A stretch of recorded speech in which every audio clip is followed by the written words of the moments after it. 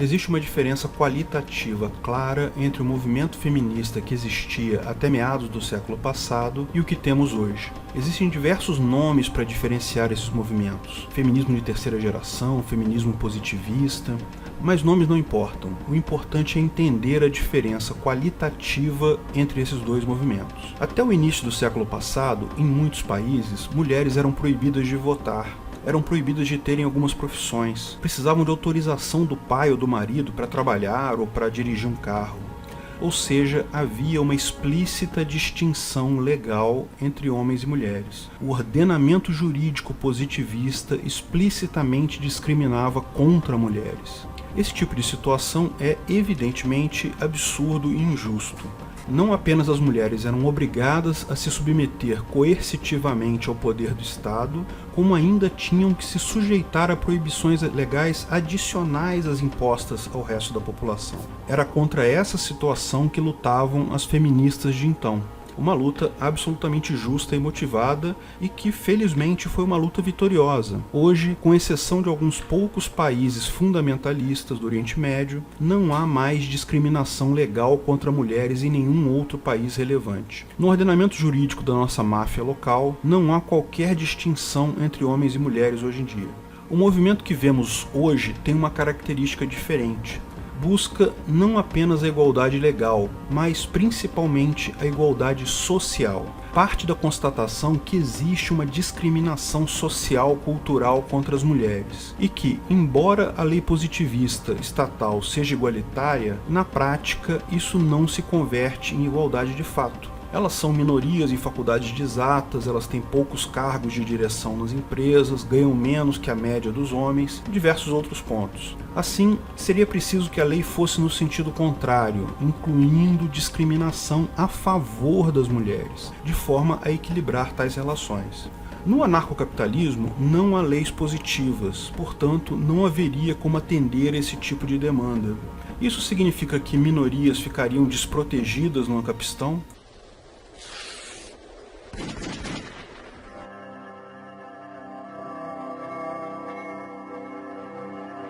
Sem Estado, como proteger as minorias?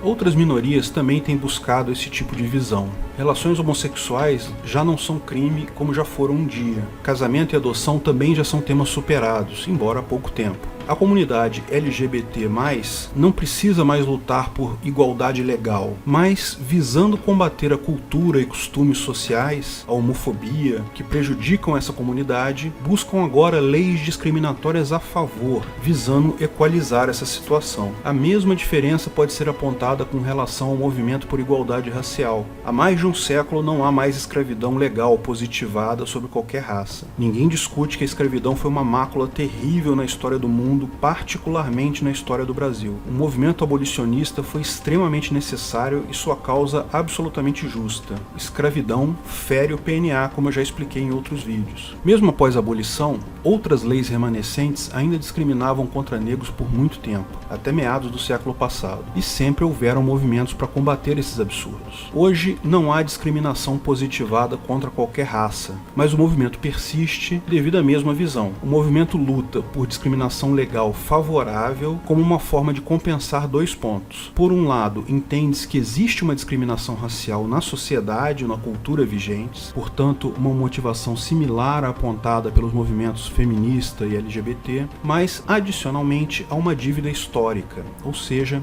a comunidade negra atual é composta majoritariamente de descendentes de escravos, e como esses foram escravizados gerando riqueza para seus escravizadores brancos, isso seria um motivo ainda mais forte para leis positivadas que discriminam a favor dos negros, de forma a equalizar essa dívida histórica. Existem alguns questionamentos sobre se realmente existe tal dívida histórica. Da mesma forma, há questionamentos se realmente existe diferença salarial entre homens e mulheres e alguns outros pontos das motivações desses movimentos. Mas eu vou tratar esses assuntos em outros vídeos. Quando tiver feito tais vídeos, vou incluir os links aqui. Quero focar nesse vídeo na efetividade das soluções propostas. Supondo que tais pleitos sejam justos, como tratá-los em uma sociedade libertária? O direito de livre associação e promoção de ideias são conceitos base da ética libertária. A liberdade de expressão é um princípio basilar e absoluto. Veja outro vídeo sobre isso. Nesse sentido, é importante ressaltar que tais movimentos são válidos no anarcocapitalismo.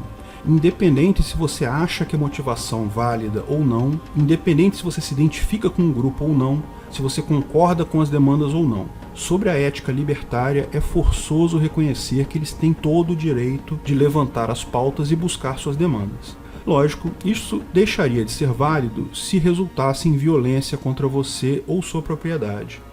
Mas cabe levantar um ponto importante. Esses movimentos buscam hoje basicamente criar leis que discriminam a favor desses grupos. Numa sociedade libertária não existem leis coercitivas, não há governo. Em tese, poderia-se dizer que a pauta deles seria inócua.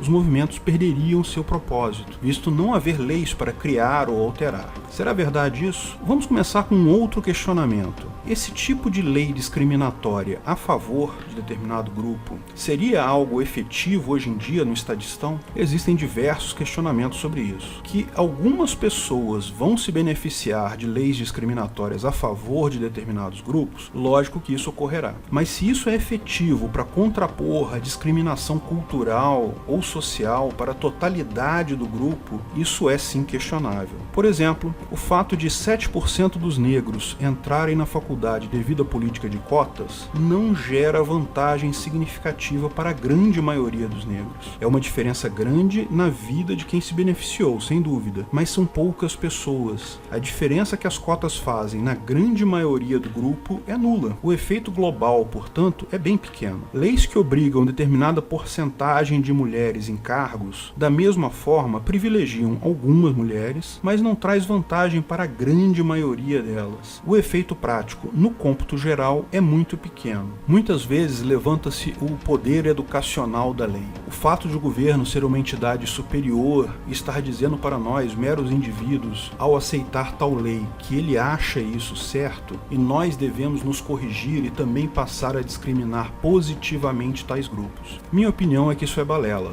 O tal poder educacional da lei, particularmente aqui no Brasil, sofre de esgotamento absoluto devido ao excesso de uso. O governo criou tantas leis com objetivo educacional, com absoluta falta de eficácia prática, que tudo que provoca na sociedade é a reflexão sobre qual grupo político está por trás de mais uma lei que vai infernizar a nossa vida. O efeito educacional é muito pequeno, mas pode-se arguir que, mesmo que o efeito positivo seja pequeno, pelo menos ele é algum efeito. Se temos um problema, é melhor ter uma pequena melhoria do que não ter melhoria nenhuma, certo? O fato de ser pouco não é um argumento em favor de se fazer nada.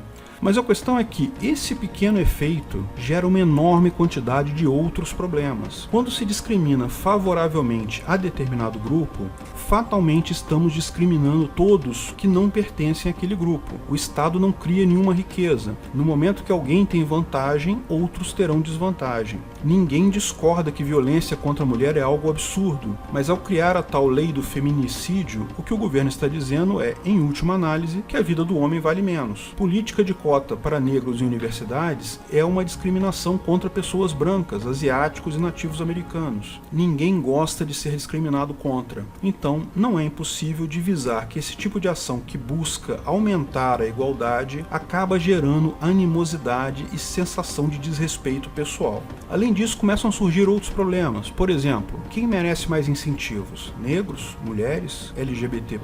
Acaba-se criando uma hierarquia de castas de privilégio legalmente estabelecidas, cuja justificativa fica cada vez mais frágil. Qualquer que seja o modelo definido, se alguém pegar tais leis que o Estado criou, vai ser possível calcular o peso relativo que se está colocando em cada grupo com tais medidas. Isso é receita para injustiça. Estabelecer critérios de aceitabilidade de raça são outro grande problema, particularmente aqui no Brasil, onde a grande maioria da população é mestiça. Sempre se chega a soluções absurdas na prática. Autodeclaração, tribunais raciais, cor da pele, porcento de DNA, qualquer solução que se escolha tem um potencial enorme de erro e injustiça. O pequeno benefício que a gente viu dessas medidas justifica o custo? É difícil dizer. Mas vamos fazer um exercício mental. Podemos entender o problema com base num jogo de extorsão do governo sobre pessoas. Vamos imaginar que o conjunto da população listada com uma linha enorme em um critério único de desigualdade. Agora o governo vai extorquir direitos igualmente de todo o seu rebanho.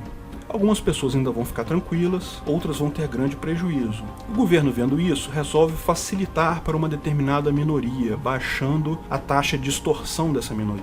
Lógico, para manter a sua expropriação total, ele é obrigado a aumentar a extorsão de outras pessoas. Olha o que acontece agora que ele implementou essa ação afirmativa, essa lei discriminatória a favor de um grupo. Algumas pessoas são beneficiadas, outras pessoas que talvez também tivessem necessidade são prejudicadas e pessoas que antes não tinham prejuízo agora têm. A única forma de fazer justiça realmente seria medir a extorsão pessoa a pessoa, cada um ser extorquido exatamente na proporção da sua capacidade. Tratar cada indivíduo como a sua própria minoria. O indivíduo é a menor minoria que existe. E, já que vamos tratar dessa forma, por que simplesmente não abrir mão do Estado e deixar de ser extorquido completamente?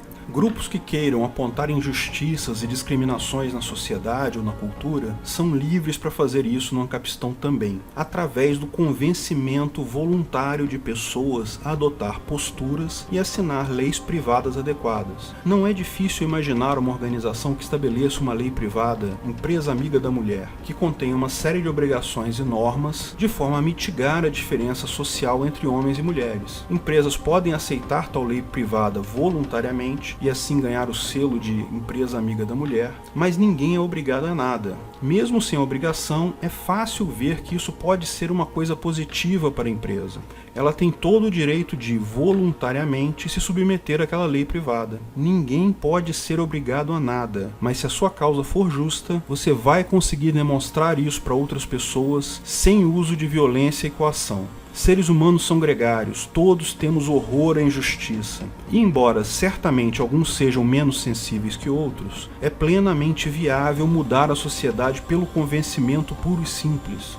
De fato, não há outras formas de mudar a sociedade, porque coação e violência não mudam nada. Ideias, somente ideias podem iluminar a escuridão. Se você gostou do vídeo, não esqueça de curtir e compartilhar.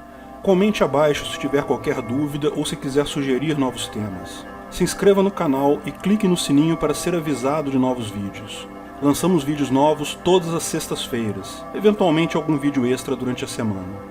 Agradeço a todos os nossos apoiadores no Patreon e Apoia-se, principalmente a nossos patrocinadores VIPs, Bruno Brinatti, Keller, Fabrício Biasotto, Gabriel Carres, Matheus Azevedo, Matheus Nardi, Onias Vieira Júnior, Rodrigo Andolfato, Washington Matos Polotto.